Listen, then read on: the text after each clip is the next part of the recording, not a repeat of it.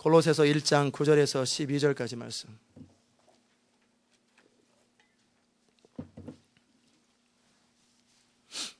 이로써 우리도 듣던 날부터 너희를 위하여 기도하기를 그치지 아니하고 구하노니 너희로 하여금 모든 신령한 지혜와 총명에 하나님의 뜻을 아는 것으로 채우게 하시고 주께 합당히 행하여 범사에 기쁘시게 하시며 모든 선한 일에 열매를 맺게 하시며 하나님을 아는 것에 자라게 하시고 그 영광의 힘을 쫓아 모든 능력으로 능하게 하시며 기쁨으로 모든 견딤과 오래 참음에 이르게 하시고 우리로 하여금 빛 가운데서 성도의 기업의 부분을 얻기에 합당하게 하신 아버지께 감사하게 하시기를 원하노라.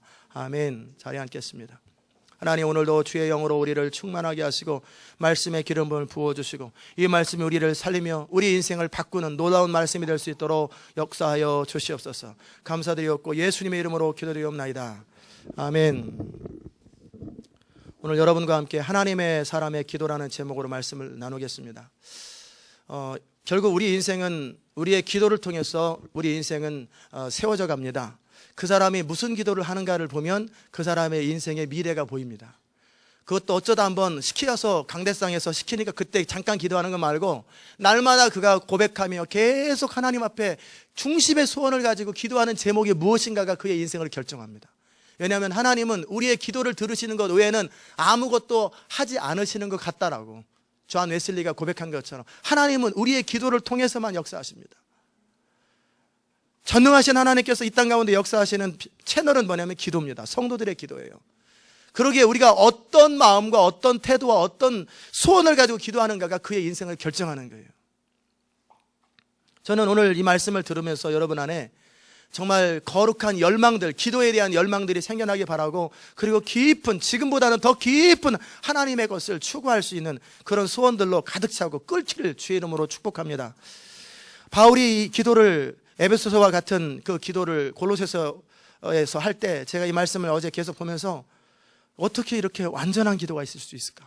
너무너무 이 기도가 모든 걸 담고 있어. 이 안에 모든 우리의 하나님의 사람으로 살아가야 될 모든 것들이 이 안에 다 담겨져 있다는 사실 앞에 감격하고 감격합니다. 바울은 골로새 교회를 향해서 듣던 날부터 에바브라라고 하는 사람을 통해서 골로새의 교회가 세워졌는데 바울이 세운 교회도 아니에요. 그런데 에바브라를 통해 세워진 교회가 세워졌다라는 그 사실을 듣자마자 바울 안에 넘치는 하나님을 향한 소원이 생겼는데, 그들을 향한 소원이 생겼는데 바로 다음의 기도 제목들입니다. 기도하기를 그치지 아니하노니, 기도하기를 그치지 아니하고 날마다 기도하면서 골로새 가본 적이 없고 본인이 세운 것도 아닌 그 교회를 향해서 날마다 우리가 도시를 위해서 날마다 내가 가본 적도 없고 때로는 없는 도시를 향해서 날마다 기도하는 것처럼 바울이 골로새를 향해서 날마다 쉬지 않고 기도하는, 그러기에 바울이 하나님의 역사를 이루는 사람이었어요. 무슨 기도를 하냐면 너희로 하여금 모든 신령한 지혜와 총명에 하나님의 뜻을 아는 것으로 채우게 해달라고 기도합니다. 다시 읽습니다. 모든 신령한 지혜와 총명에 하나님의 뜻을 아는 것으로 채우게 해달라고. 하나님께서 골로새 성도들에게, 제가 이 말씀을 준비하면서 시온의 백성들에게 이 바울이 기도했던 이 내용들이 그대로 이루어졌으면 정말 좋겠다. 그 바람을 가지고 어제도 계속 기도했어요.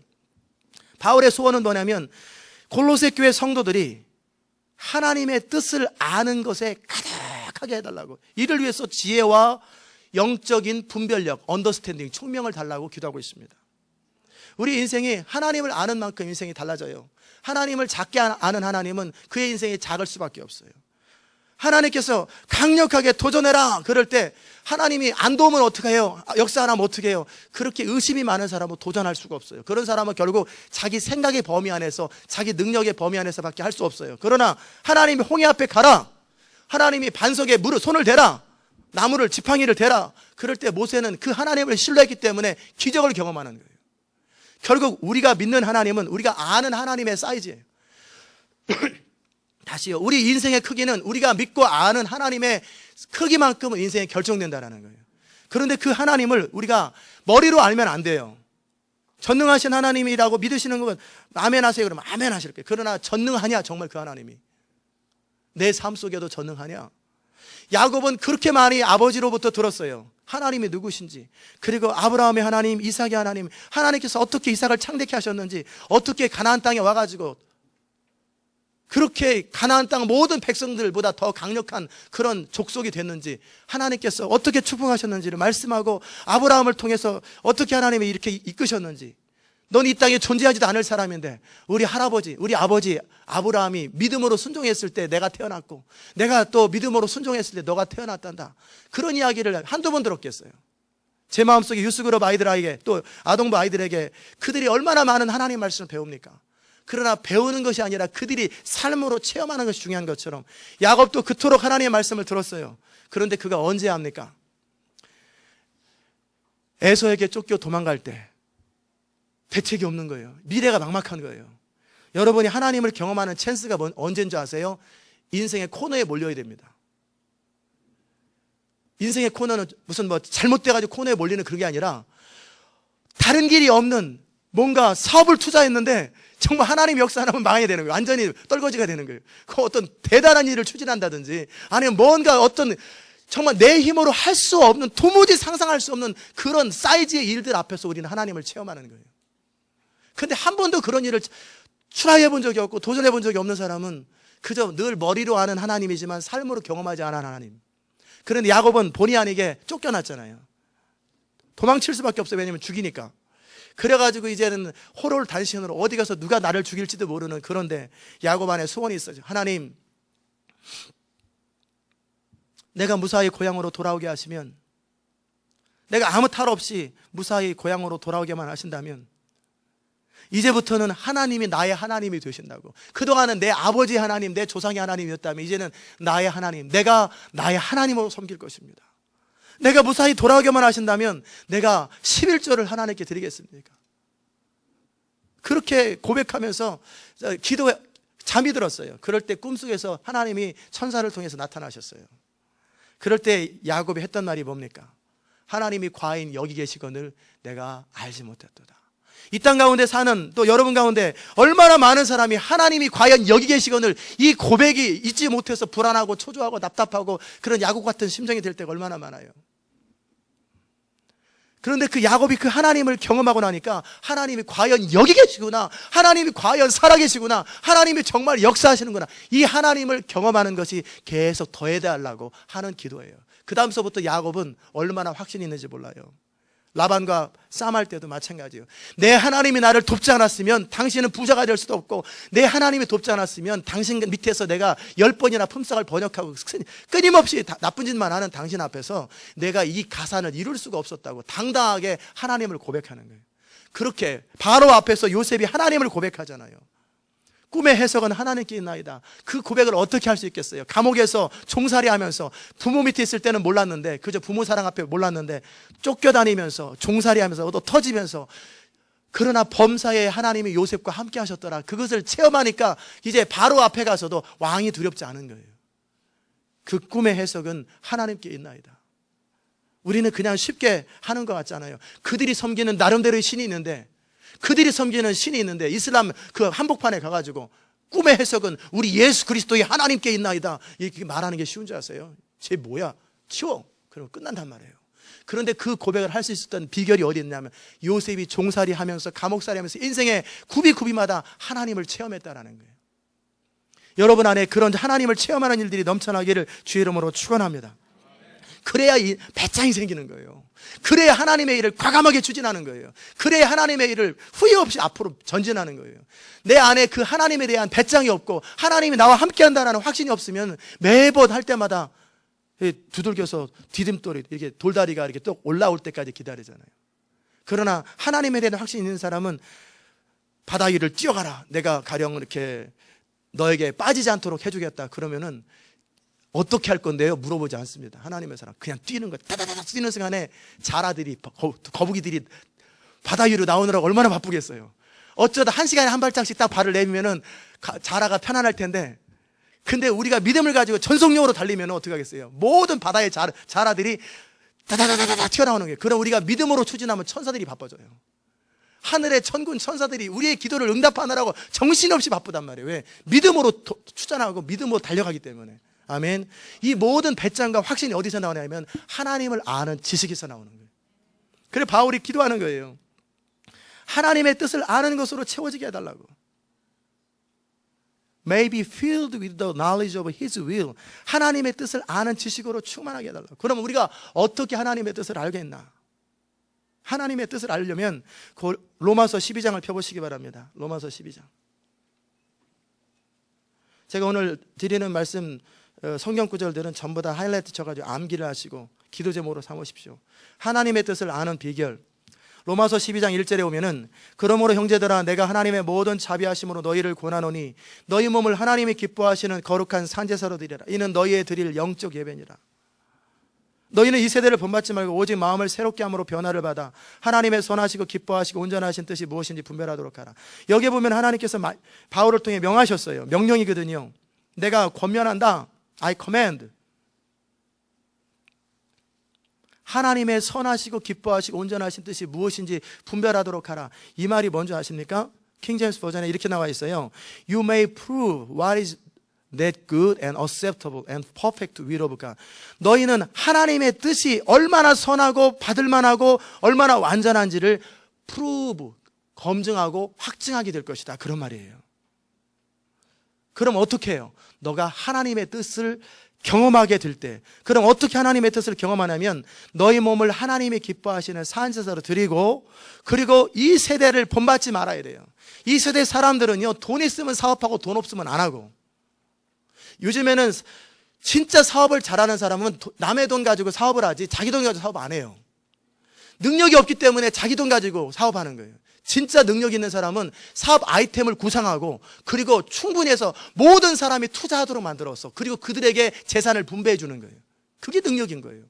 근데 우리가 정말 이 세대를 본받지 만다라는 말은 이 시대의 가치관을 따라 살지 아니하고 마음을 새롭게 함으로 변화를 받으셔야 됩니다. 하나님의 뜻을 분별하기 위해서 필요한 몇 가지 조건이 있는데, 하나님의 사람에게 하나님의 뜻을 분별하는 것은 너무 손바닥을 뒤집듯이 쉬워요. 하나님의 뜻을 모른다라는 건 있을 수가 없는 일이고, 어떻게 하나님의 뜻을 분별하지 못해요? 하나님의 사람이 아니기 때문에 하나님의 뜻을 찾기가 어려운 거예요. 여러분의 삶 가운데 인생을 살아갈 때, 사업을 할 때, 어떤 일을 할 때 하나님의 뜻이 어디 있는지 분별하지 못한다는 얘기는 한마디로 그 사람이 하나님의 사람이 아니라는 거예요. 교회를 다니고 예수를 믿어도. 아멘. 반면에 하나님의 뜻을 쉽게 구별하는 사람들은 뭐냐면 그 사람이 하나님의 사람이기 때문에 그래요. 예수님께서도 말씀하셨어요. 너희가 정말 내 뜻을, 하나님 아버지의 뜻을 행하려고 하면, 요한복음 7장 17절입니다. 내 말이 하나님께로부터 왔는지 내가 스스로 말하면지 알리라. 금방 말씀하셨어요. 저는 제가 선포하는 말이 하나님의 말씀, 입에서 나오는 말인데 제가 하는 말인지 금방 압니다. 여러분도 금방 알게 돼요. 여러분이 하나님의 사람이라면, 중심으로 하나님의 뜻을 행하기 원하시고 정말 하나님의 뜻대로 살기 원하시면 매 예배 때마다 하나님의 터치를 받게 되어 있고 하나님의 음성을 듣게 되어 있어요. 그게 하나님의 사람이 누리는 축복이에요. 결국 너 정말 원하냐? 하나님의 뜻을. 너한테 해가 되는 것처럼 보인다 할지라도, 너의 인생에 손해보는 것처럼 보인다 할지라도, 그로 인해서 너가 많은 어려움을 겪는다 할지라도 너는 정말 하나님의 뜻을 원하냐? 그럴 때 내 마음속에 거리낌 없이 예스, 그게 돼야 돼요. 그래 하나님의 사람이에요. 그러면 그 사람은 하나님의 뜻을 분별하는 게 너무나 쉬워요. 기도 많이 하기 때문에 하나님의 뜻을 분별하는 게 아니고요, 철야를 많이 하기 때문에 분별하는 게 아니라, 저는 어떨 때는 진짜 하나님의 뜻을 모를 때도 많이 있었어요. 그런데 반면에 너무나 하나님의 뜻이 쉽게 분별될 때도 많았어요. 그 비결은 내가 하나님의 뜻 가운데 살기 원하고 어떤 경우에든지 하나님이 원하시는 대로 선택하기로 결정하고 뜻을 정했을 때는 너무나 쉬웠어요. 그런데 일단 하나님이 뭐라고 말씀하셔도 일단 내가 원치 않으면 난 안 해. 하나님이 말씀하셨어도 내가 할 수 있어야만 해. 하나님이 원하셔도 내가 이해가 돼야만 해. 그럴 때 하나님의 뜻은 5년, 7년이 지나도 분별이 안 됐어요. 그렇게 분별이 안 돼요. 남들은 뻔히 아는데 저는 몰라요. 저만 몰라요. 왜? 제 중심이 섞였기 때문에 그래요. 그러기에 하나님의 뜻을 분별하기 위해서 가장 키는 너의 몸과 마음을 하나님이 받으실 수 있는 거룩한 산제사로 드려라. 따라서 합시다. 너희 몸을 하나님이 기뻐하시는 거룩한 산제사로 드려라. 좀 예배 시간에 좀 이렇게 폼은 안 나지만 손을 이렇게 하십시오. 이렇게 손 이렇게 해서 목을 이렇게 탁 치는 거예요. 지금 내가 지금 목을 따는 거예요. 양의 목을 따는 것처럼 너희 몸을 하나님이 기뻐하시는 거룩한 산제사로 드리라. 저를 따라서 하세요. 착착. 이제 우리는 죽은 거예요. 이삭이 그 과정을 통과했기 때문에 복을 누렸던 거예요. 아브라함도 그 과정을 통과했기 때문에 하나님의 선하심이 너무나 쉬웠던 거예요. 근데 날마다 자기가 죽지 아니하고 매 순간 자기가 선택해, 자기가 결정해, 자기가 판단해. 그럼 어떻게? 하나님의 선하시고 완전하시고 기뻐하신 뜻이 뭔지 확인이 안 돼요. 저는 계속 그런 고백들을 아내와 함께 하고 성도들과 함께 합니다. 하나님이 이 교회를 이끌어가면서, 저의 인생을 이끌어가면서 얼마나 완전하게 이끌어가시고 얼마나 선하시고 얼마나 온전하신지 그게 검증이 되는 거예요. 프루브된 거예요. 그렇기 때문에 이제는 점점 배짱이 더 생기고, 지금까지 인도하셨던 하나님, 그 하나님과 함께 나는 이보다 100배나 사이즈가 커져도 1000배나 사역이 커져도 나는 할 것이다. 나는 얼마든지 그 일들을 감당할 것이다. 왜? 하나님은 어떤 일을 하든지 주먹구로 하는 법이 없고 완전하게 하시고 온전하게 하시고, 그리고 항상 사랑의 근거에서 선하게 그 일을 이끌어 가시고 선하게 하세요. 그 하나님을 프로브하는 거예요. 원래 하나님은 그러세요. 원래 하나님은 그런 분인데 문제는 내 마음속에서 확증이 돼야 되는 거예요. 내가 스스로. 원래 하나님은 그런 분이신데 내가 스스로 고백할 때 그 하나님을 위해서라면 나는 죽어도 좋고 살아도 좋고, 그 하나님이 원하면 나는 뭐든지 해. 이게 뭐예요? 확증이죠. 확증. 아멘. 다시 골로새서로 돌아갑시다. 하나님께서 우리의 삶 속에 그런 걸 원하시는 거예요.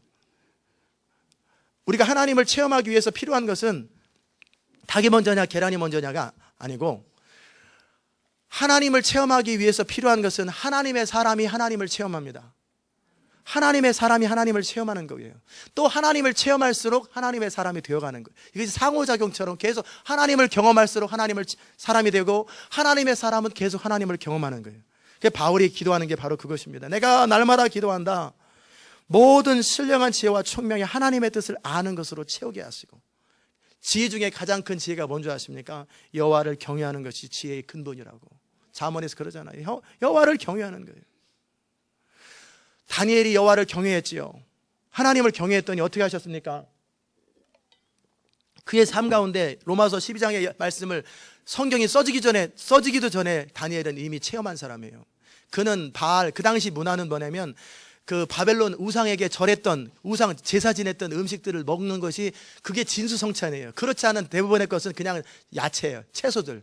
진수성찬이라고 나와 있는 모든 것은 다 바벨론의 그 마르둑신 또는 이런 신에게 다 제사 지내고 남은 물린 음식들을 그들에게 먹었어요. 그런데 다니엘이 어떻게 합니까? 세 친구들과 함께 뜻을 정하지요. 그 제사 음식, 바벨론 음식으로 자기 몸을 더럽히지 않기로 결정하는 거예요. 자유가 없는데 먹으라면 먹어야지. 무슨 음식을 선택해서 먹고 종이 그런 게 어디 있어요. 근데 다니엘은 선택하는 거예요. 뜻을 정해서 자기를 더럽히지 않기로 결정하는 거예요. 이 시대의 문화에 자기를 더럽히지 않기로, 이 시대의 가치관에 자기를 더럽히지 않기로 결정하는 거랑 똑같은 거예요. 그렇게 딱 했을 때 하나님이 다니엘과 세 친구에게 무엇을 주었습니까? 바벨론의 모든 학자들보다 더 뛰어난 지혜를 주시고 학식을 주더라는 거예요. 아멘. 하나님의 여러분에게, 여러분의 자녀들에게 그 학식과 지혜를 주시기를 주의 이름으로 축복합니다. 저는 제가 머리가 얼마나 안 좋은 사람인지 요즘에 계속 느껴요. 야, 진짜 요즘 영어 공부한다고 뭐라고 하면은 제가 처음 들어보는 것 같아요. 근데 다 했대요. 1시간 전에 했는데요. 지난주에 했는데 처음 들어보는 것 같아요. 그런데 제가 머리 나쁜 것을 알아요. 근데 제가 열심은 진짜 열심히 했어요. 왜? 청년 시절에 어떤 책, 한국사는요 18번을 읽었어요. 책을. 이기백 씨 책 18번. 그 다음에 또 무슨 또 이름 잊어버렸네. 그 사람 거 7번 읽었고, 행정학 책 13번 읽었는데, 근데 뭐가 중요한지 모르는 거예요. 그렇게 많이 읽어도 들어보면 뭔 소리인지 아는데 이게 시험이 뭐가 나올지, 뭐가 중요한지를 하나도 파악을 못하니까 맨날 떨어지는 거예요. 맨날 봐요. 그렇게 많이 봐도 핵심이 뭔지를 모르는 거예요. 뭐가 진짜 중요한지를 모르니까. 그러니 얼마나 답답해요. 아침부터 저녁 때까지 엉덩이에 뾰루지 날 때까지 공부해도 뭐 하겠어요. 머리가 나쁜 걸. 그냥 봐요. 날마다 보는데 뭐가 중요한지를 몰라요. 무슨 시험이 나올지 전혀 파악을 못하는 거예요. 그러니까 하도 답답해가지고 기도했어요. 하나님, 나에게 지혜를 좀 주세요. 난 너무나 멍청해요. 지혜를 달라고. 그런데 지혜가 딱 병뚜껑 소리 나는 소리 얘기했잖아요. 소리가 나가지고 지혜가 딱 임했는데, 근데도 똑같이 모르는 거 계속 몰라요. 항상 몰라. 그래서 저는 지혜 은사를 받고 지혜를 받아도 이게 뭐 효과가 나타날 줄 알았더니 하나도 효과가 없어요. 그런데 여러분, 제가 비밀을 말씀드립니다. 하나님의 모든 은사와 모든 기름 부음과 모든 지혜는요, 나의 이기적인 목적을 위해서 사용되지 않는다는 거예요. 제가 뜻을 접고 하나님의 뜻대로 살기로 결정하고 어떻게 하든지 하나님의 영광, 하나님의 뜻대로 살기로 결정하는 순간서부터 지혜가 임하는데요, 제가 사물의 본질을 깨닫는 눈이 그때서부터 생겼어요. 저는 있는지도 몰랐어요. 어느 날 지혜가 이렇게 소리는 들렸는데 그 뒤로도 몇 년 동안도 그냥 여전히 똑같이 변하지 않았는데, 모르는 거 항상 모르고 아는 거 항상 알고, 그러니까 맨날 모르고. 근데 제 뜻을 결정해서 다니엘처럼 뜻을 정하여서 하나님만을 섬기기로 결정하고 하나님의 뜻대로만 살기로 결정하는 순간서부터 지혜가 임하는데요, 성경을 봐도 그냥 알겠고요, 어떤 것을 사물을 봐도 어떻게 해야 될지 그냥 금방 탁탁탁탁 분별이 돼요. 이건 제 생에서 있을 수 없는 일이에요. 만약에 그렇게 사업을 한다고 생각해 보세요. 얼마나 사업이 잘 되겠어요. 본질이 뭔지, 핵심이 뭔지를 금방 꿰뚫어요. 이건 절대 제 머리에서도 못 나옵니다. 마찬가지로 하나님의 모든 지혜와 모든 부유하심은 하나님의 것은 언제 쏟아지는 줄 아세요? 우리 중심이 하나님께 드려지고 나서부터 혜택. 그동안 쌓아왔던 모든 기도가 열매가 없어요. 근데 우리 중심이 바뀐 다음부터 열매가 맺어지기 시작하는 거예요. 그래야지 우리 인생이 안전하기 때문에 그러는 거예요. 그것도 보니까 선하세요. 그것도 제 이기심과 야망을 추구하는 일에 지혜가 임한다면 히틀러 됐겠지 않겠어요? 히틀러 같은 사람, 가다피 같은 사람 됐겠죠. 그런데 중심이 하나님의 뜻을 따라서 가기로 결정하는 다니엘과 같이 우리가 뜻을 정하여서 이 세상 문화에 몸을 더럽히지 않기로 결정하고 하나님의 뜻만을 원하는 그 순간서부터 하나님의 모든 지혜가 임한다라는 거예요. 그리고 다니엘은 또 뭐가 또 임해요? 영적 지혜가 임해가지고 사람들이 생각할 수 없는 것들을 다 보고 꿈을 해석하면서, 그와 함께 다니엘이 나중에 뭐까지 봤습니까? 앞으로 몇백 년 뒤에 있을 것까지 다 알잖아요. 그게 하나님이 주시는 지혜의 특성이에요. 그러게 여러분과 제가 하나님의 신령한 지혜를 받기 위해서 필요한 것은 너의 몸을, 너의 삶을 하나님께 번제로 드리고 조건 없이 아무런 이유 없이 하나님께 드리는 거예요. 그러면 하나님의 모든 풍성함이 그때서부터 여러분의 삶 가운데 임하기 시작하는 걸 믿으시기 바랍니다. 그리고 총명의 스피리추얼 언더스탠딩을 달라고 기도하고 있어요. 즉 하나님의 뜻을 아는 것은 무엇에 근거하냐면 지혜와 스피리추얼 언더스탠딩, 영적 총명함이 있을 때 하나님의 뜻을 알게 돼요. 이 세상 사람들은 하나님의 뜻을 미련하게 봐요. 예수님의 십자가도 미련하고 이 세상에 사는 모든 일들이 미련해요. 하나님의 사람들이 하는 일들이. 그런데 하나님의 사람은 알아요. 하나님의 지혜가 기본적으로 있고 하나님의 영적 분별력이, 영적 총명함이 있으면 하나님의 뜻을 쉽게 분별한다는 거예요. 그렇기 때문에 바울이 You may be filled with the knowledge of His will, 어떻게 in이란 단어를 썼어요. All wisdom, 모든 지혜 가운데, 그리고 spiritual understanding 안에서 하나님의 뜻을 아는 지식이라고 되어 있어요. 아멘. 그러기에 우리 안에 이 하나님의 지혜가 임하고 하나님의 총명이 임하기를 원해요. 두 번째 바울이 기도하는 건 뭐냐면 주께 합당히 행하여 범사에 기쁘시게 하고 모든 선한 일에 열매를 맺게 해달라고 기도하고 있어요. 주께 합당히 행하는 거예요. 에베소서 5장에 보면 사도 바울이 에베소 교회를 향해서 말하고 있어요. 때를 아껴라. 시대가 악하다. 어떻게 하든지 주께 기쁘시게 할 것이 무엇인가를 생각하라. 분별하라고 말씀하고 계세요. 저는 여러분이 선을 행하는 자가 되시기를 주의 이름으로 축원합니다. 절대 악을 행하지 마세요. 어떤 사람한테 차라리 손해를 당하세요. 손해를 당하시고 손해를 당한 적 축복하시라고. 그러면 손해를 본 것에 몇백 배를 하나님께서 다른 채널로 통해서 복을 주시게 돼 있어요. 그 절대 손해 안 보려고 발버둥 쳐가지고 어떻게 하든지 그렇게 하는 사람 큰 힘을 못 댑니다. 그릇이 좁기 때문에. 그냥 차라리 손해를 보세요. 차라리 희생을 하세요. 누군가 청소하러 왔는데 요령 피우고 싹 없으면은 걔들 올 때까지 기다리지 말고 혼자 그냥 청소하세요. 그래가지고 희생을 하세요. 손해를 보세요. 그런 사람이 하나님의 사람으로 될 가능성이 많아요. 세상을 살아가면서도 절대 머리 써가지고 조금이라도 더 얻으려고 하는 사람들, 잠언에서 이런 사람을 뭐라고 그러는지 아세요? 과도히 아껴도 가난해질 뿐이라, 흩어 구제하여도 부유해진다고. 절대 스스로 자기 것을 챙기지 마세요. 그러면은요, 이 사람처럼 어리석은 거 없어요. 어느 가게에서 아버지가 세 아들을 데리고 지나갔어요. 그랬더니 아버지 친구 가게 주인이에요. 그러니까 그렇게 비싸지 않은 그냥 캔디 있잖아요. 캔디. 거기 봉지까지 쌓이는 캔디를 가지고 너네들이 원하는 만큼 집어가라, 두 손으로. 그러니까 큰아들이 탁 집어가요. 둘째 아들이 탁 집어가요. 셋째 아들은 안 집어가요. 왜 안 집어가냐? 가만히 있어요. 왜 안 집어가냐? 너 사탕 싫으냐? 좋아해요. 그런데 왜 안 집어가냐? 그러니까 주인이 큰 손을 가지고 탁 집어가지고 그랬더니 옷을 딱 해가지고 여기다 딱 받쳐가더라는 거예요. 이 아이는 생각한 거예요. 자기가 집어봐야 조그만 손이니 몇 개나 집겠냐. 주인 아저씨가 집어줘야 진짜 좋지. 그래가지고 옷을 딱 댄 거예요. 이렇게. 누가 많겠어요? 막내 아들이 제일 많은 거예요. 내가 웅키고 이렇게 한다고 해서 되는 거 아니에요. 인생은 살아보셨잖아요. 내가 악착같이 산다고 인생이 되어지는 것 같아요. 그러면 내가 긴장하잖아요. 그래서 상대방도 긴장해요. 내가 안 아끼려고 그러죠. 내가 막 안 뺏기려고 그러잖아요. 상대방도 절대 안 뺏기려고 그래요. 그러면 피 튀기는 전쟁만 일어나고 그래봐야 서로 지쳐요. 그러지 않는 게 져주고 손해봐주고 대신에 사람을 얻는 거예요. 그래서 그의 인생이 위에서 일할 수 있는 사람이 돼야 돼요. 그래서 져주고 손해봐주고 그러면서도 계속 축복하는 거예요. 혹시 여러분을 사기친 사람이 있으면 마음껏 축복하세요. 그러면 하나님이 그것을 보시고 갚으십니다. 아멘.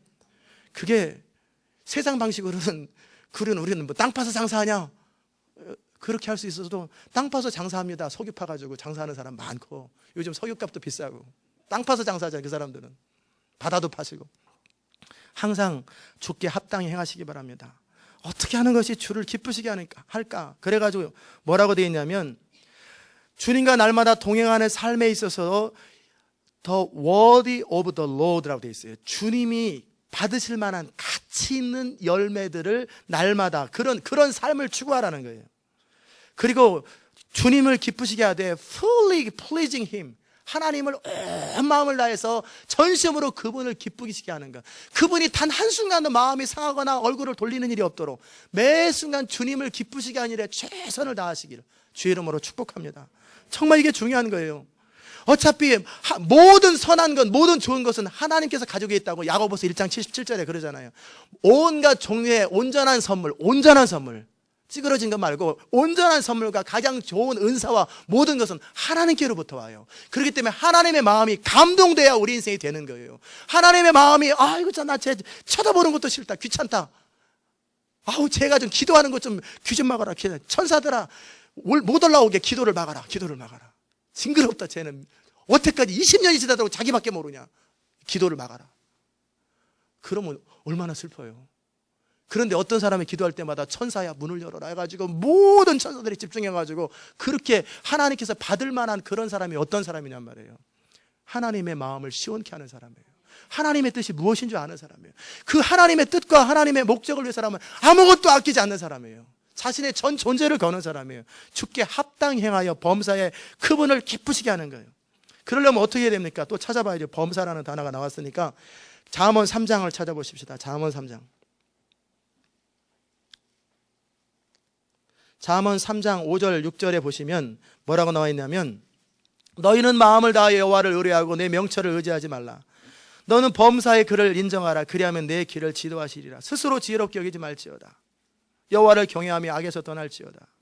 이것이 내 몸의 양약이 되어 내 골을 수로 윤택하게 하리라. 내 재물과 내 소산물에 처음 익은 열매 여호와를 공경하라. 이렇게 쭉 나와 있는데 거기에 보면은 범사의 하나님을 인정하는 거예요. 어찌 보면 어리석을 만큼 하나님을 인정하십시오. 정말 지극히 작은 것 할지라도 계속 이것이 주님을 기쁘시게 하는 일인가 아닌가 또 물어보고, 다윗의 위대한 점은 늘 하나님께 물어봐요. 내가 전쟁을 하리일까? 내가 어떻게 하리일까? 도망가리일까? 헤브론으로 가리일까? 어디로 가리일까? 계속 물어보는 거예요. 범사의 여호와를 인정하라. 하나님은요, 우리가 하나님을 인정하지 않을 때 스스로 말씀하지 않으십니다. 우리가 하나님을 중심으로 인정할 때만 하나님이 도우시는 걸 믿으시기를 주의 이름으로 축원합니다. 하나님은 스스로 알아서 돕는 분이 아니세요. 반드시 우리의 기도를 통해서 돕기 때문에 우리가 범사의 주님을 인정하고 매 순간 여러분이 사업을 하든 재정을 하든 무슨 일을 하든지 주님 나의 지혜 없음을 주 앞에 고백합니다. 주님 도와주세요라고 중심으로 무릎을 꿇고 자세를 낮추고 이보다 더 낮아져도 좋다고 싶을 만큼 범세 여호와를 중심으로 인정할 때 하나님의 지혜가 임하고 하나님의 도우심이 임하고 분명히 답은 안 나오는데 분명히 길은 없는데 엑스트라 채널들이 항상 열리게 돼 있어요. 그 하나님을 범사에 인정하시기 바랍니다. 그래서 여러분이 모든 일을 할 때 선한 그 범사에 기쁘시게 하는 그런 삶을 살고, 세 번째 또 무슨 기도하고 있냐면 모든 선한 일에 열매를 맺게 해달라고 그렇게 기도하고 있어요. 모든 선한 일에 열매를 맺게 해달라고. 선한 일에 열매가 맺어집니다. 선한 일에 열매는 두 가지 방법으로 맺어집니다. 하나는 인생은 심은 대로 거두게 되는데 뭐냐면 우리가 어떤 것을 심었을 때 선한 일을 했을 때 우리에게 도움을 받는 그 사람의 인생이 바뀝니다. 두 번째는 우리 자신의 인생이 바뀌는 두 가지예요. 우리가 교회를 개척할 적에 어찌 보면은 참 우리 거실에서 교회를 시작하고 지금까지 오면서 이 교회가 계속 해왔던 일들이 뭐냐면 항상 돕고 나눠주고 선교하는 일들. 선교가 뭔지 몰라도 항상 그렇게 했고 제가 대충 어림잡아 계산해 보니까 100만 불에서 150만 불을 지출했더라고요. 이건 엄청나게 많은 지출이에요. 캐시로. 그걸 선교비로 재정으로 그렇게 수많은 재정을 지출했더라고요. 개척할 때도 이렇게 지역에 있는 어려운 교회, 힘든 교회들을 바라볼 때마다 마음에 어떻게 주님이 연결해 주면은 돕는 거예요. 우리도 20, 30명밖에 없는데 그들도 20, 30명이에요. 근데 그들은 어려워. 우리는 안 어려워. 근데 우리는 돕는 거예요. 3,000불씩 돕고. 왜냐하면 쉽잖아요. 어차피 재정 50% 어차피 우리가 못 쓰는 거니까. 이거 가지고 누군가를 도와야 되는데 그 교회는 돕자 해가지고 이렇게 도와요. 또 어떤 교회 또 1,000불 돕고 또 선교지 돕고. 그럴 때 그들이 저한테 무슨 고백했는지 아세요? 나도 목사님과 이 목사님 교회처럼 이 교회 시온 인터내셔널이었겠죠. 우리 교회도 누군가 주변에 있는 교회를 돕는 교회가 될 것이라고. 앞으로 평생 동안 다른 교회를 지원하고 나눠주는 교회가 될 거라고. 그들이 감동받는 거예요.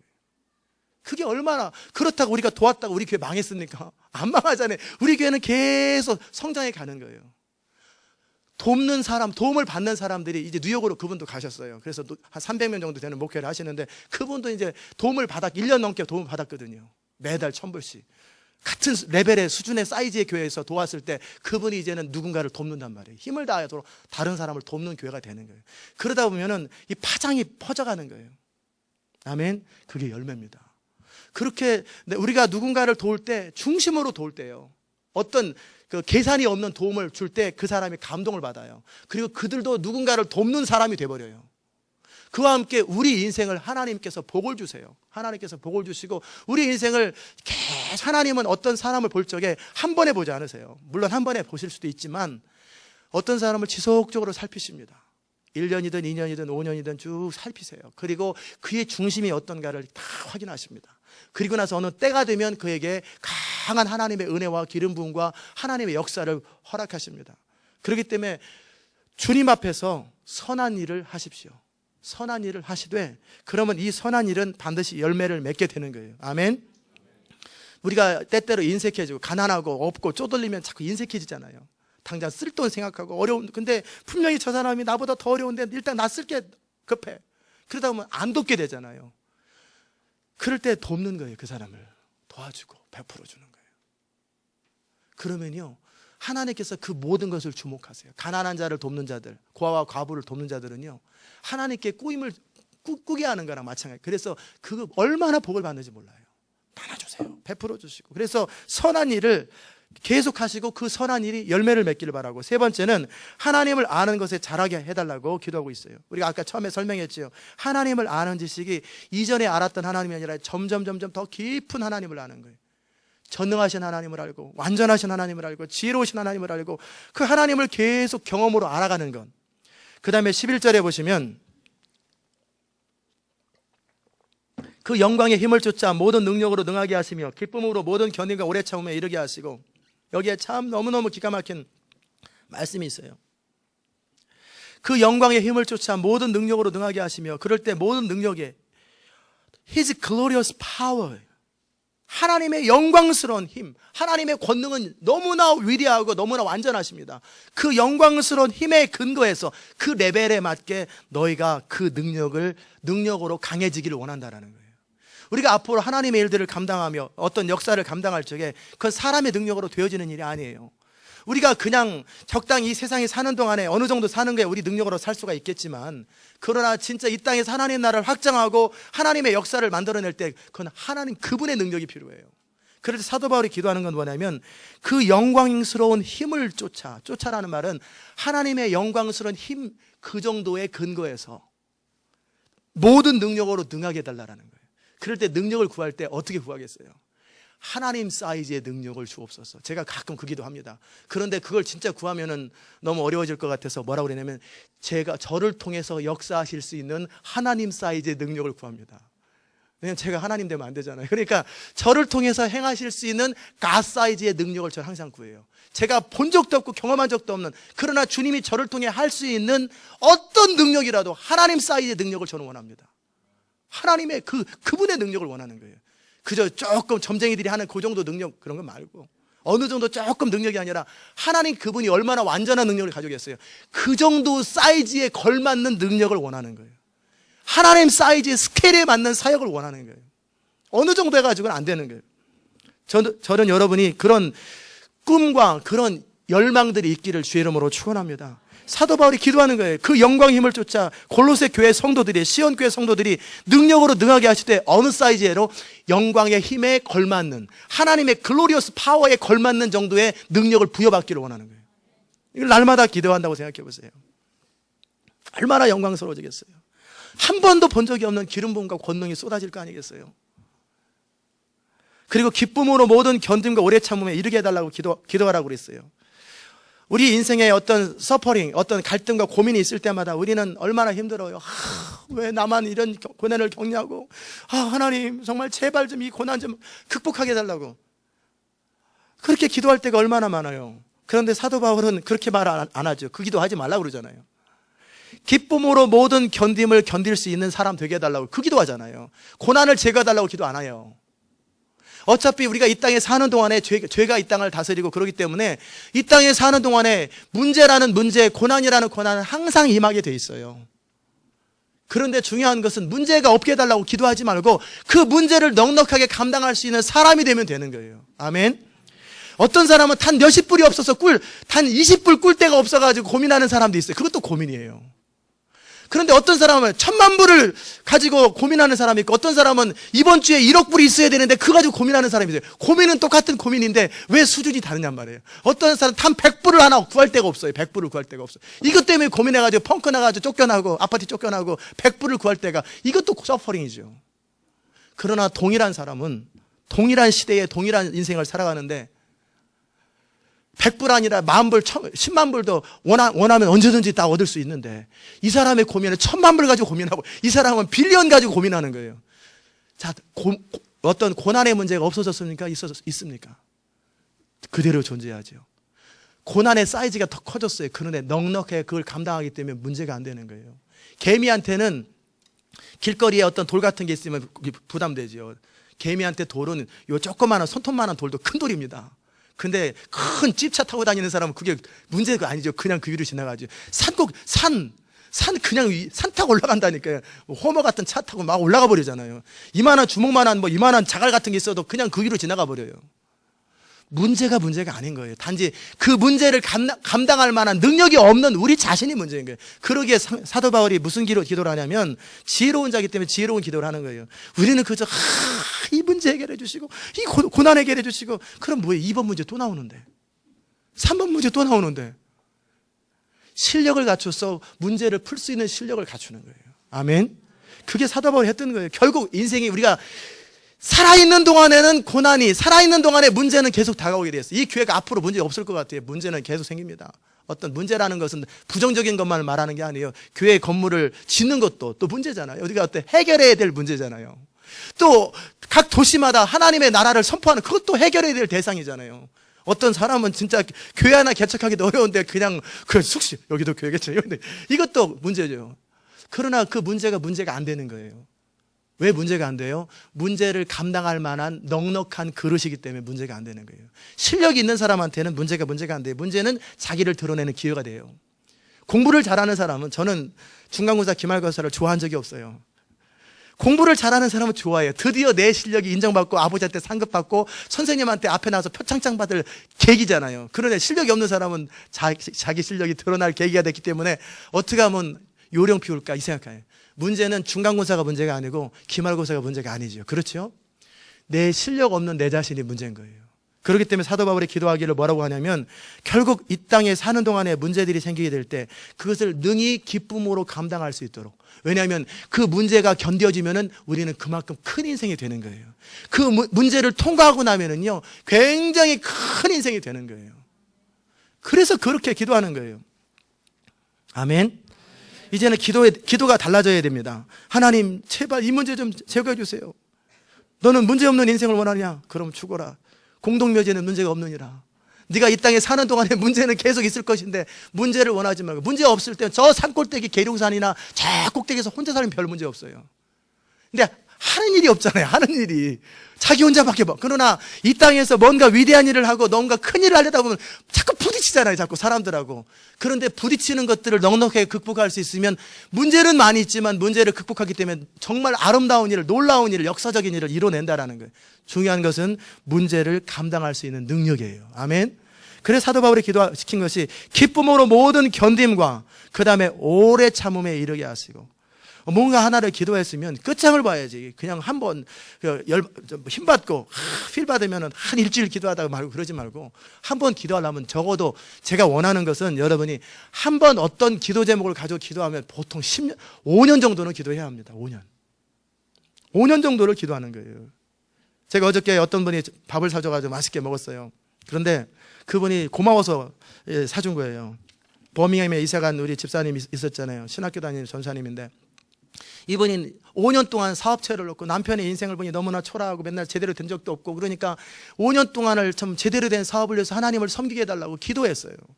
기도하다가 이분이 어느 날 이제 남편들 도와야 될 것 같고 신학도 공부해야 될 것 같고, 그럴 때 하나님께서 원하셨대요. 둘 중에 하나를 선택해야 하나. 네가 사역을 할 건지 다른 사람들처럼 비즈니스를 할 건지 둘 중에 선택하라. 이 사람 안에 부담이 있으니까 내가 그럼 사역을 하겠습니다. 그러는 과정 속에 어떤 하나님께서 기도 가운데 말씀하셨대요. 죽어가는 가게를 인수해라. 그래서 이분은 또 남편하고 뜻이 안 맞죠. 근데 죽어가는 가게, 망한 가게를 인수하려고 망한 가게 찾으러 다니는 거예요. 그러다가 버밍엄에서 하딘 가게 하나를 찾았어요. 매상 100불 나오는 거 하루에. 100불, 150불 나오고, 맥시멈 200불 나오는 가게. 그럼 이거 어떻게 되겠어요? 망한 가게예요.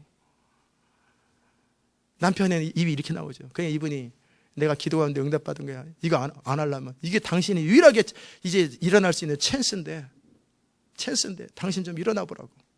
남편은 200불짜리 가게 가지고 어떻게 일어나? 그러니까 입이 나오는데, 이거 안 하면 당신이랑 이혼할 거야. 이게 당신에게 유일한 찬스인데, 50도 넘은 사람이 성공해 본 적 없잖아. 이번에 성공 한번 해보자고. 그래가지고 6개월 동안 계속 100불, 150불, 200불, 100불, 150불, 200불 맨날, 매상이 맨날 그런 거예요. 그래도 기도 가운데 받은 응답이라고 5년 동안 기도해왔기 때문에 계속 씨름을 하는 거예요. 10배로 매상이 성장했어요. 그래서 하루에 2,000불씩 나와요. 너무 바빠가지고 사람 구할 게 없다고. 그래서 고마워서 밥을 사주더라고요. 그런 밥은 저는 기쁨으로 먹습니다.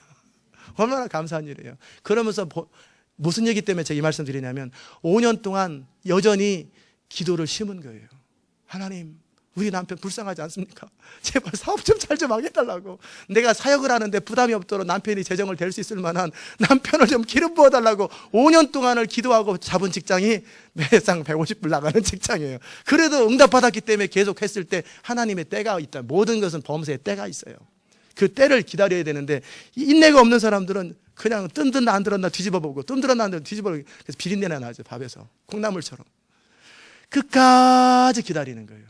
한번 기도를 심었으면 끝까지 기도하는 거예요. 기다리는 거예요. CD를 뿌려도 끝까지 뿌리는 거예요. 끝까지 하다 보면 열매가 나타나게 돼 있어요. 결국은 우리가 어떤 기도를 하더라도 적어도 5년은 기도해야지. 한 2달 하다 말고 그리고 나서 응답 안 한다고, 그건 말이 안 되는 거예요. 2달 만에 응답되는 기도는 그만큼 기도 응답의 사이즈가 조그만 거예요. 요셉이 기도 안 했겠어요? 다윗이 기도 안 했겠어요? 근데 한 달 만에 응답됩니까? 한 달 만에 응답되는 기도는 별것도 아닌 기도예요. 화장실 하나만 더 주세요. 그랬더니 어떤 사람이 변기 하나를 더 주는 거예요. 그런 기도는 한 달 만에 응답될 수 있지요. 공동묘지 하나 더 써라. 이렇게. 그러나 진짜 역사적인 일을 감당하려면 기도의 시간이 10년도 필요하고 5년도 필요하고, 이 시간이 필요한 거예요. 이 동안에 감당할 수 있는 것이 뭐냐면 뚝심이에요. 믿음의 힘이에요. 하나님은 선하시고 그분은 응답하신 하나님, 내가 옳은 방법으로 하나님의 뜻을 따라 기도할 때 그분은 반드시 역사하시고 반드시 역사하신 하나님입니다. 그것을 믿고 끝까지 기도하고 끝까지 견디는 거예요. 그러면 결국은 울며 씨를 뿌리는 자는 기쁨으로 얻은다고 거두게 돼요. 오래 참음에 이르게 하시고, 그 다음에 12절을 보십시다. 우리로 하여금 빛 가운데 성도의 기업의 부분을 얻기에 합당하게 하신 아버지께 감사하게 하시기를 원하노라. 이게 얼마나 감사한 기도인지. 하나님께서 우리가 무슨 은혜를 받았기에 우리가 빛 가운데 성도의 기업의 파테이커가 되는 거예요. 그 유업을 얻을 자가 되는 거예요. 하나님의 유산, 이 성도들에게 하나님을 경외하고 하나님을 사랑하는 성도들에게 예비된 모든 것은 천사조차 흠모하고 정말 영원토록 주님과 함께 왕노릇하는 그 엄청난 인헤리턴스, 유산들을 우리에게 허락하셨어요. 그리고 그 유산의 일부를 이 땅에서 사는 동안에 잠깐 하나님의 왕적 권위를 잠깐 누려보고 시도해보라는 것이고, 이 땅에서 누려지는 것이 우리의 완전함이 아니라 이 땅은 완전함의 1%도 발이 안 돼요. 그 이 엄청난 하나님의 유산을 우리에게 허락하셨다는 것에 대해서 이게 얼마나 큰 은혜인지를 알게 해달라고. 좀 더 극단적으로 표현하면 우리가 이 땅에서 아무것도 안 되고 살다 망해도 우리는 본전은 천국입니다. 우리가 정말 지지고 볶고 살다가 아무것도 안 돼도 우리의 최소한은 뭐예요? 영원한 본향이 우리한테 예비되어 있다는 거예요. 그러기엔 우리는 절대 손해보지 않는 거예요. 이것을 아는 자들은 시편의 기자처럼 내가 이 구원의 은총에 무엇을 가지고 제사를 드릴고 10년 된 송아지를 드릴고 그렇게 하잖아요. 미가 선지자처럼. 이 구원의 은총을 아는 것이 얼마나 감격스러운지 몰라요. 이 하나님 앞에 자발적으로 감사할 수 있다는 것. 그냥 똑같은 기도하는데 인상 쩍쩍 쓰면서 왜 그렇게 내 기도는 안 들어주는지 막 이런 사람의 인생이 얼마나 초라하고 비참하겠어요. 그런데 날마다 주 앞에 설 때마다 가슴에 감격과 기쁨이 터져나오고, 어떻게 해서 나 같은 사람을 하나님이 사랑하시고 나에게 그 엄청난 은혜와 보화를 허락하십니까? 주님, 내가 무엇으로 이 은혜를 다 갚으리까? 날마다 기쁨이 넘쳐나고 감사가 넘쳐나오는 그 인생이 얼마나 축복된 인생이란 말이에요. 그것을 놓고 기도하라는 거예요. 그렇게 빛 가운데서 성도들의 기업의 부분을 얻기에 퀄리파이, 합당하도록 하나님께서 우리를 바라보시면서 저 사람은 합당하다, 내 유업을 함께 나누고 내 아들과 함께 예수님과 함께 유업을 나눌 자로 합당하다고. 천사들이 뭐라고 그래도, 너 악한 영들이 뭐라고 그래도 저리가 합당하다고, 이렇게 그리스도 안에서 우리 빛 가운데서 건져주신 것이 얼마나 큰 은혜냐는 거예요. 이것을 알고 누리고 기뻐하는 것. 전도서에서 솔로몬이 그토록 모든 것들을 경험하면서 했던 말이 뭐냐면, 저는 참 많이 다가와요. 결국은 이 땅에서 삶을 즐거워하는 거예요. 이 땅에 사는 거, 아유, 죽지 못해 살아요. 그게 뭐예요? 이 땅에 어차피 똑같이 사는데 저는 매일매일 행복한데, 저는 어렸어도 행복했고, 단칸방에 살아도 행복했고, 먹을 것이 없어도 행복했고, 저는 항상 행복하게 살았는데, 제 삶은 항상 행복했는데 어떤 사람은 항상 불행했어요. 그게 가치관입니다. 가치관이에요. 그게 멘탈리티예요. 저는 매번 행복해요. 개척해도 행복하고, 이래도 행복하고, 저래도 행복하고, 다 행복한 거예요. 그러니까 제가 행복하니까 이렇게 여러분같이 훌륭한 행복한 성도들이 오잖아요. 아멘? 그러는 거예요. 제가 인상 팍팍 쓰고 짜증이나 팍팍 내고 그러면 불행해가지고 모든 원망을 성도들한테 다 부어두면 고집센 사람들만 골라가지고 여기 왜 남아요. 그러면 같이 씨름하니까 그냥 화에 화를 더 당하는 거죠. 그런 사람 원래 목회하면 안 되는 건데 어떻게 해가지고 안 해요. 내가 행복해야 다른 사람 행복하게 해줄 수 있어요. 내가 어떻게 행복합니까? 하나님의 은혜를 알아야 돼요. 주께서 내게 베푸신 것이 얼마나 큰지, 자격 없는 자가 주님 앞에 그 엄청난 은혜를 받은 것이 얼마나 큰지, 얼마나 큰 은혜인지, 이 은혜를 여러분이 충분히 누리시기를 주의 이름으로 축원합니다. 제가 바울의 기도를 하셨던 분들, 또 하나님의 뜻만을 원하십니다 이런 기도를 하셨던 분들은 계속 하시고, 이 골로새 기도를, 바울의 기도잖아요, 이제 오늘부터 여러분이 적어도 1년, 많게는 5년 정도 했으면 좋겠어요. 그리고 당장 한 달 했는데 뭐 변한 게 없다고 금방 취소하고 그러지 말고, 한 번 기도하면 5년은 하세요. 5년은 지속적으로 기도하세요. 5년을 지속적으로 기도해서 계속 이렇게 기도하세요. 어떻게 기도하냐면 9절에 보면 뭐 이로써 듣던 날부터 기도하기를 이건 할 필요 없습니다. 이런 거는 안 해도 되고, 하나님, 자신을 위해서 기도할 때는 저에게 모든 신령한 지혜와 총명의 하나님의 뜻을 아는 것으로 채워 주옵소서. 주님, 제가 주께 합당히 행하여 범사에 주님을 기쁘시게 하고, 모든 선한 일을 하되 그 선한 일이 열매를 맺게 하시고, 제가 하나님을 아는 것에 자라게 하옵소서. 하나님, 제가 하나님 영광의 힘을 쫓아 그 정도 사이즈만한 모든 능력으로 능하게 하시고, 기쁨으로 어떤 상황도 감당하고, 감당함을 통해서 더 열매가 나타나게 하시고, 오래 참음에 이르게 하시고, 하나님, 무엇보다 중요한 것은 제가 빛 가운데 성도의 기업은 없기에 합당하신 하나님의 은혜에 대한 감격이 제 삶 속에 날마다 넘쳐나고 구원의 감격이 넘쳐나게 하여 주옵소서. 예수님의 이름으로 기도합니다. 이렇게 하는 거예요. 그리고 자식을 놓고도 기도하고 셀 식구들 놓고 날마다 이 기도를 할 때 우리 성도들이 얼마나 풍성해지겠어요. 지금은 설교만 듣고 아 좋겠구나 그랬는데 삶으로 경험해가지고 이걸 누리면 얼마나 좋겠어요. 아멘. 날마다 누리고 기뻐하는 거예요. 그래서 많은 사람에게 가르쳐주는 거예요. 이 기도를 가르쳐주고 이 축복을 누려주는 거예요. 저는 여러분과 제가 이 땅 한 번밖에 없는 인생이잖아요. 이 땅의 인생으로 땅에 사는 것은 영원히 남고 그리고 행복하고 즐겁고 가치 있고 보람 있게 영광스럽게 그리고 수많은 사람에게 혜택을 주고 수많은 사람에게 영향력을 끼치는 그런 인생으로 살 수 있기를 주의 이름으로 축원합니다. 기도하십시다. 하나님 아버지 감사합니다. 오늘도 주님 앞에서 우리가 바울이 골로새 교회를 향해서 했던 그 기도의 제목을 가지고 우리가 이제 기도하기 원하고 우리가 서로를 놓고 기도하기 원합니다. 우리는 더불어서 함께 하나님의 사람으로 세워져서 함께 주의 영광을 보고 함께 하나님의 나라를 세워가기 원합니다. 주님, 우리가 존재하는 것이 의미 없는 것이 아니라 우리가 존재하는 것이 열방과 세상 가운데 너무나 많은 곳에 영향력을 미치고 수많은 사람들에게 복을 나눠주고 정말 기쁨을 나눠주고 하나님의 은혜를 나눠주는 채널이 될 수 있도록 은혜 베풀어 주시옵소서. 주의 이름을 인하여 감사하고 예수님의 이름으로 기도드리옵나이다. 아멘.